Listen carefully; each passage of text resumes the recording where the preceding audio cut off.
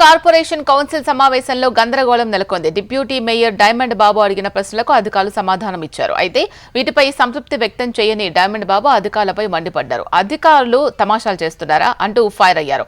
Diamond బాబు వ్యాఖ్యలకు నిరసనగా సమావేశం నుంచి కమిషనర్, అధికారులు వెళ్లిపోయారు. దీంతో వైసీపీ కార్పొరేటర్లు, నగర కమిషనర్ మధ్య తీవ్ర వాగ్వాదం చోటు చేసుకుంది.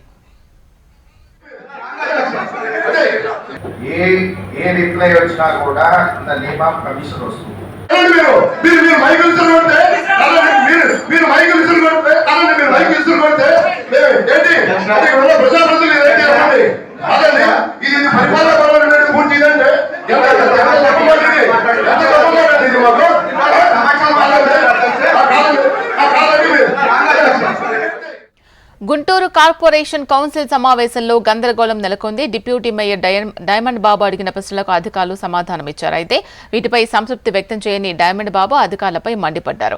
అసలేం జరిగింది? పూర్తి సమాచారం మా ప్రతినిధి నరసింహ అందిస్తారు. నరసింహ, అసలు గందరగోళం ఏర్పడడానికి కారణం ఏంటి? గుంటూరు మున్సిపల్ కౌన్సిల్ సమావేశం రసాబస్గా మారింది.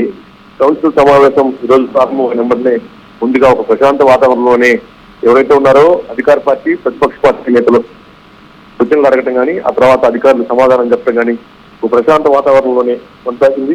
ఆ తర్వాత సడన్ గా ఎవరైతే ఉన్నారో వైసీపీ పార్టీ చెందినటువంటి కార్పొరేటర్ డైమండ్ బాబు కొన్ని ప్రశ్నలు అడగడం జరిగింది. దీంతో ఎవరైతే ఉన్నారో అధికారుల యొక్క సమాధానం చెప్పడం జరిగింది. కానీ అధికారులు చెప్పినటువంటి సమాధానం పైన అసంతృప్తి వ్యక్తం చేశారు డైమండ్ బాబు కార్పొరేటర్.